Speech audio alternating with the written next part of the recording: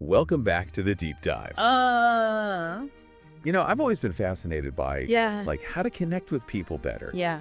both personally and professionally. Yeah, right. Like there's this Mhm. this hidden language Yeah. of communication Yeah. and negotiation that some people just seem to Yeah. have mastered. Totally. And wouldn't you know it, Hmm. we're diving deep into exactly that today. I love it. We're cracking open two absolute classics. Oh, yeah. Dale Carnegie's How to Win Friends and Influence People, Classic. and Chris Voss's Never Split the Difference. Great book. Get ready for a crash course Mhm. in upping your people skills. I love that you called it a hidden language.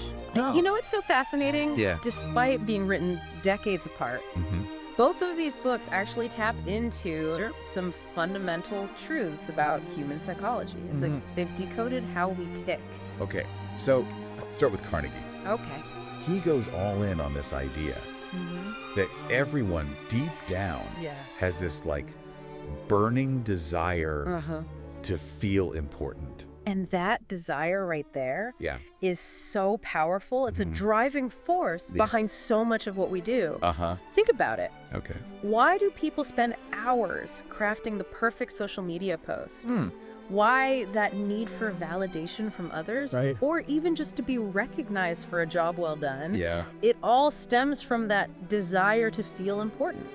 He even points out that Yeah. this isn't just a modern thing. Yeah. He uses these Yeah. historical examples that really surprised me. Yeah, Did you know Columbus insisted on being called oh yeah. Admiral of the Ocean and Viceroy of India?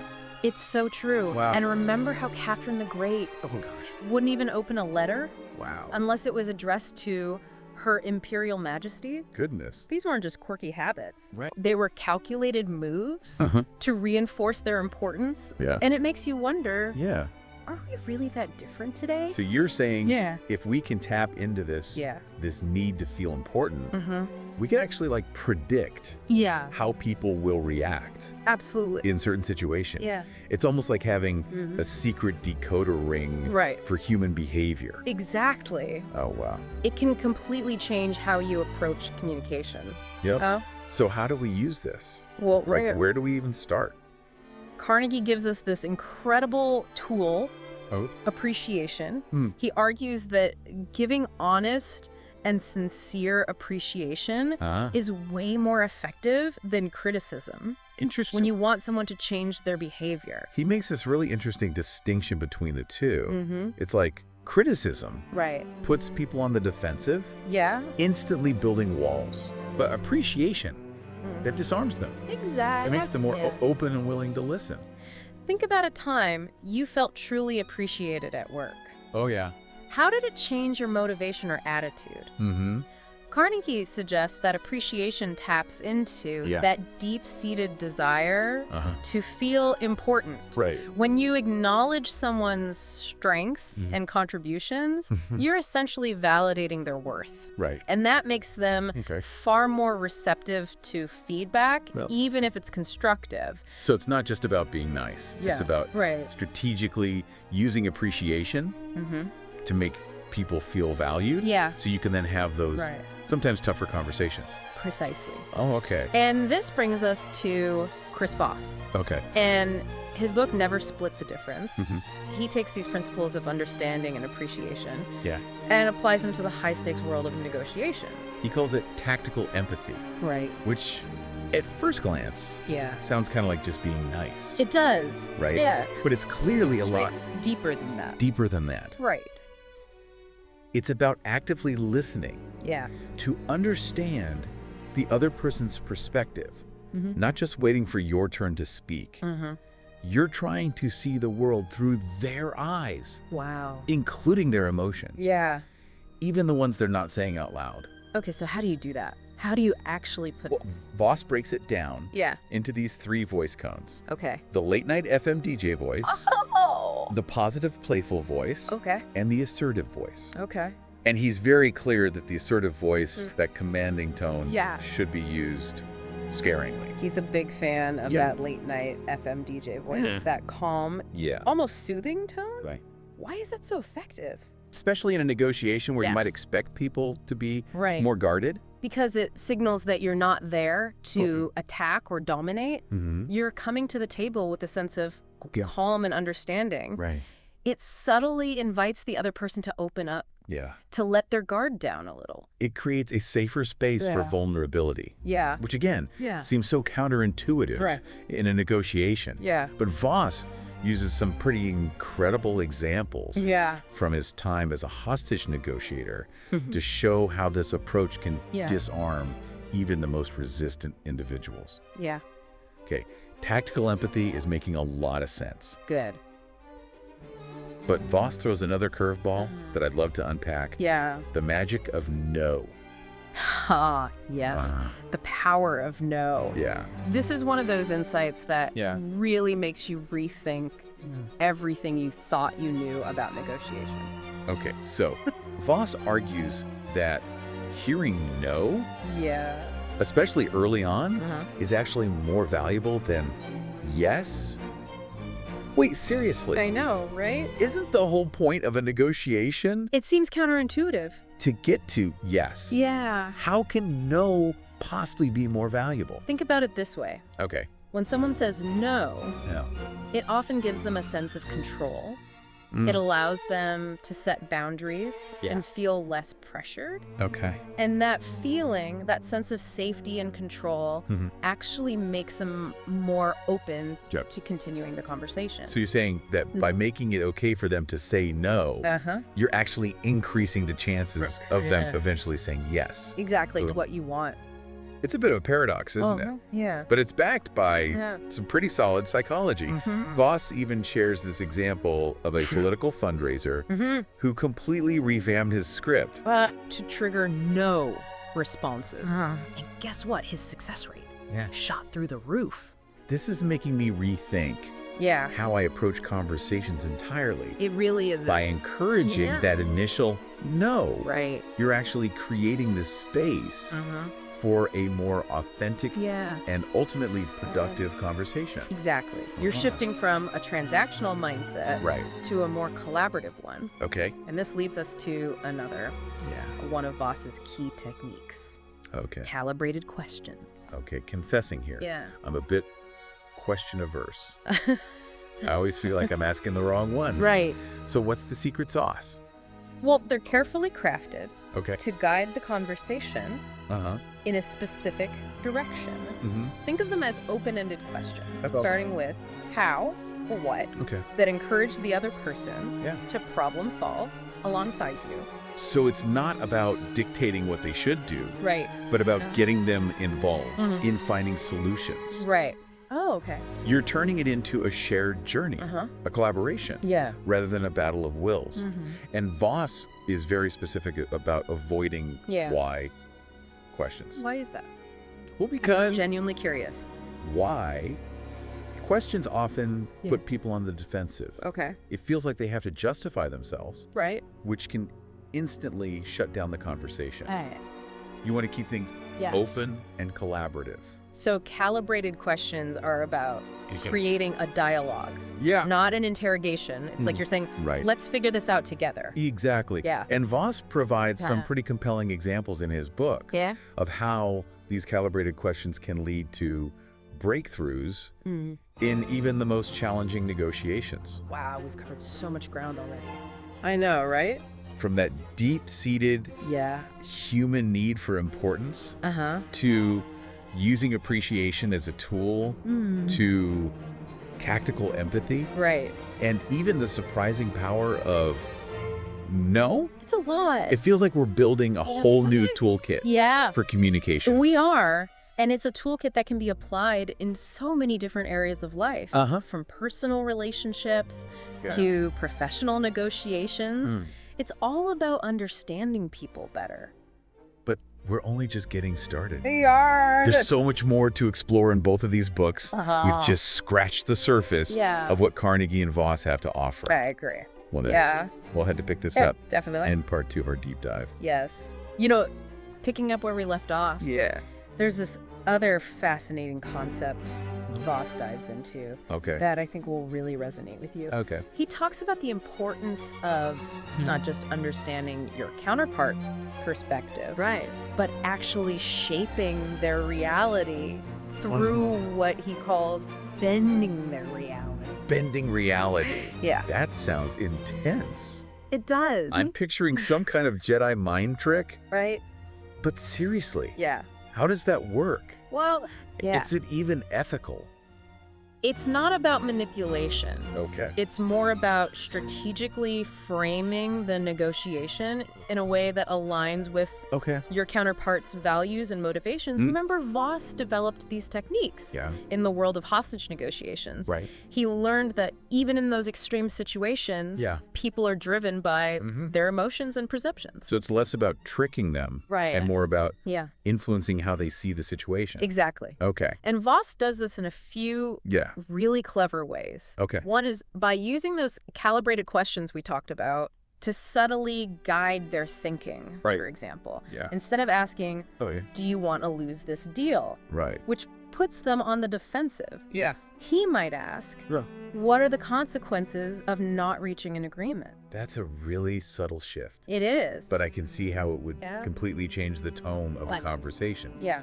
By framing it in terms of consequences, Oh. you're getting them to think Right. more deeply about Yeah. the potential outcome. You're inviting them to problem solve with you Uh-huh. rather than feeling Right. like they're being backed into a corner. Okay. Another technique he uses is anchoring. Anchoring. Yeah.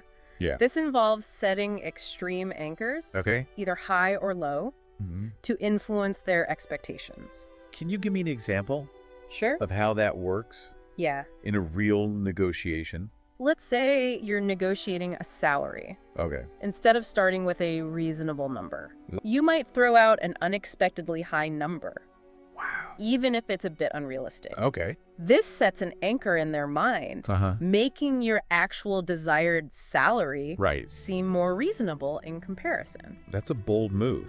It is. But wouldn't that just It could. make them walk away? Yeah. It seems pretty risky. It is a calculated risk. Okay.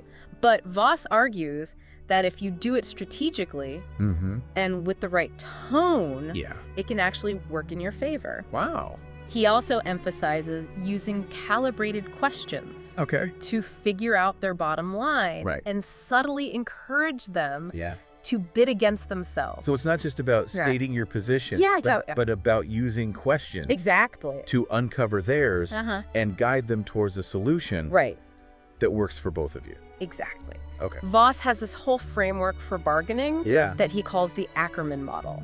Okay. You start with an extreme anchor, then make incremental concessions, No. So, always ending on a non-round number. interesting. This makes it feel like Yeah. you've squeezed out every last drop. It's like a carefully choreographed dance. It is. It must take a lot of practice It does. to master these techniques. Yeah. But there's more to Voss's approach than just these tactics, Right? right?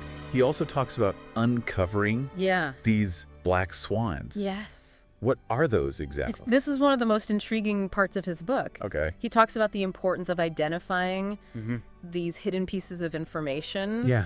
the black swans, Okay. that can completely change Wow. the dynamics of a negotiation. So they're like hidden motivations Yeah. or leverage points Mhm. that you wouldn't necessarily discover Right. through traditional Yeah. negotiation strategies. Exactly. They might be personal values, Mhm. unspoken fears, Right. or even seemingly irrational beliefs. Voss shares this example of a hostage situation Mm-hmm. where the negotiator discovered that the hostage taker actually wanted to die Wow. at the hands of the police. That's a complete game changer. It is. If you didn't know Right. that crucial piece of information, Yeah. you'd be They're negotiating coming at it from a completely different from perspective. a totally different angle. But how do you even uncover? Well, it takes Yeah. these black swans. It's not like people just openly reveal their Yeah. deepest fears in a negotiation. It takes a lot of careful listening, Calm down. observation, Yeah. and asking the right questions. Okay. Voss emphasizes looking for clues Mm-hmm. in their language, Yeah. their body language, Okay. and even seemingly irrelevant details. Wow. So you're It's like being a detective. paying attention to the subtext, the Right. things that aren't being said. Exactly. And once you uncover these Right. black swans, you can use them strategically to frame your offers in a way Okay. that resonates with their underlying motivations. It almost feels like you're not just negotiating deals. Yeah. But negotiating human emotions. Right. And perceptions. That's a great way to put it. Wow. And that brings us to another point. Okay. That both Carnegie and Voss emphasize in their own ways Okay. the power of creating a genuine human connection. Carnegie talks a lot about becoming He does. genuinely interested in other people, right? He does. Yeah. He stresses the importance of remembering names, Right. listening attentively, and finding ways to make people feel valued. Okay. He even suggests talking in terms of the other person's interests, showing that you genuinely care about what matters to them. It's like you're saying, Yeah. hey, I see you, I hear you, and I value you. Exactly. Which is so powerful. And it's powerful because it immediately breaks down those walls Right. that people put up, Yeah. especially in a negotiation. You're turning the negotiation into a collaboration. Right. It's no longer a zero-sum game. A zero-sum game. Right. Exactly. Yeah. And Voss builds on this Yeah. by emphasizing the importance of using your voice to create that connection. Remember that late-night FM DJ voice? That calm, soothing tone. Yes. That builds trust. Exactly. Yeah. He argues that using that voice, combined with mirroring their body language, labeling their emotions, and asking those calibrated questions, can create a powerful sense of rapport and understanding. Okay, so we've talked about bending reality, uncovering black swans, and building a genuine human connection. It's a lot. That's a lot to process. It is. Are there any, overarching principles that tie all of this together? I think the biggest takeaway from both Carnegie and Voss is that successful communication and negotiation require a deep understanding of human psychology. It's not just about learning techniques. Right. It's about understanding what makes people tick. Yeah. Their motivation, their fears, their desires. Precisely. Right. And they both emphasize that these aren't just one-time strategies. They're skills to be practiced and honed over time. Right. It's about being mindful, observant, and constantly seeking to improve your ability to connect with others on a deeper level. That makes so much sense. It really does. It's like learning a new language. It is. You have to practice and immerse yourself in it to truly become fluent. Exactly. And the more you practice these skills, the more natural and effective they'll become. You'll start to see the world through a different lens, one that recognizes the power of empathy, authenticity, and understanding. This has been so insightful. It has. It feels like we're not just learning about communication and negotiation, but about how to be better human beings. That's beautifully said. Oh. And I think that's the ultimate goal, isn't it? Yeah. Use these skills to create more fulfilling and meaningful relationships, both personally and professionally. It really is. It is. But before we get too philosophical, let's shift gears a bit and talk about how to actually put all of this into practice. We've covered a lot of high-level concepts. We have. But I'm curious. What are some tangible takeaways? Yeah, that's a great question. That our listeners can start using today? Yeah. You know, it's funny. We spend years learning how to read, write, do math, but when it comes to something as fundamental as communication, it almost feels like we're just expected to figure it out on our own. Yeah. But what if we could actually learn to communicate more effectively? Right. Just like any other skill. That's such a great point. Right. And that's exactly what we're trying to do here. Yeah. We're demystifying these seemingly complex concepts and giving our listeners practical tools they can actually use in their own lives. Okay, so let's dive into let's do it. some of those practical takeaways. Okay. What are some things our listeners can start doing today? Well, one of the simplest yet most powerful takeaways from Carnegie is his emphasis on becoming genuinely interested in other people. He talks about things like remembering names, listening attentively, or finding common ground. Right, but it goes beyond those surface level interactions. Okay. It's about actively seeking to understand their perspective. Their motivations, what makes them tick. Yeah. It's about asking yourself, what's important to this person? So it's about building a bridge. Yes. Instead of a wall. Exactly. And that bridge is built on understanding and genuine interest. Exactly. And when you do that, when you make people feel genuinely seen and heard, you create this foundation of trust and respect. Yeah. That makes any kind of communication so much easier, whether it's a casual conversation or a high-stakes negotiation. Carnegie also has this great tip about talking in terms of the other person's interests. It reminds me of that quote. Yeah. You could make more friends in 2 months. Right. By becoming interested in other people than you can in 2 years. Yeah. By trying to get other people interested in you. It's so true. Yeah. And again, it's not about being manipulative or insincere. Yeah.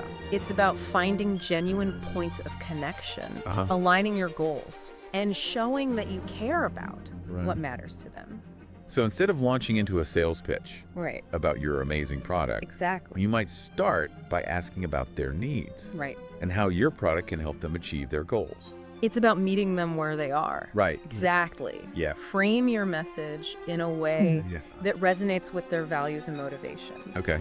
And that brings us to another practical takeaway from Voss. Okay. The power of labeling emotions. This is where you acknowledge the other person's feelings. Right. Even if they're not explicitly stated, right? Yes. For example, if you sense that someone is frustrated, you might say something like, it sounds like you're feeling really frustrated with this situation. It's not about psychoanalyzing them or putting words in their mouth. Right. It's more about giving them the space to clarify and feel heard. And Voss argues that labeling emotions, when done sincerely, can actually de-escalate a situation. Interesting. Because when people feel like their emotions are acknowledged and understood, it creates a sense of psychological safety. Right. And that allows for more open and honest communication. It's like you're saying. Right, yeah. I see you.